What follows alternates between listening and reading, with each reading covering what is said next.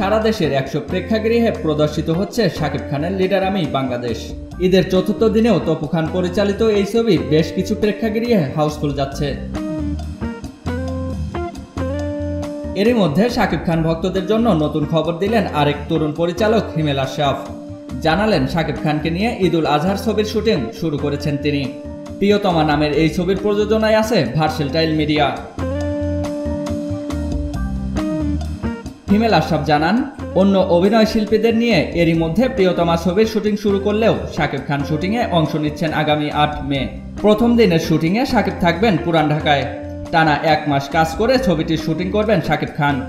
এছাড়াও ঢাকার বাইরে সুনামগঞ্জ, সিলেট, কক্সবাজার ও বান্দরবনে প্রিয়তমা ছবির পুরো শুটিং হবে। হিমেল আশরাফ দীর্ঘদিন ধরে নাটক নির্মাণের সঙ্গে জড়িত ছিলেন। খণ্ড ও ধারাবাহিক নাটক বানিয়ে হাত পাকানো হিমেল প্রথম চলচ্চিত্র নির্মাণ করেন 2017 সালে। 6 বছর পর দ্বিতীয় চলচ্চিত্র হতে যাচ্ছে প্রিয়তমা। হিমেল আশরাফ বলেন, দীর্ঘদিনের স্বপ্নের একটি প্রকল্প প্রিয়তমা। শাকিব ভাইয়েরও এই গল্পটা নিয়ে অনেক স্বপ্ন। আমাদের অনেকটা সময় কেটেছে এই ছবির গল্প ঘিরে। অবশেষে ছবিটির শুটিং শুরু করতে পেরেছি। শাকিব ভাইকে আমার ছবিতে ক্যামেরার সামনে পাচ্ছি ভেবে ভীষণ ভালো লাগছে। যে কোনো নির্মাতার জন্য দেশের সুপারস্টার নিয়ে ছবি বানানো সত্যি অনুপ্রেরণার ও উৎসাহের। আশা করছি কোরবানির ঈদে শাকিব ভাইকে নিয়ে দারুণ কিছু একটা উপহার দিতে পারবো।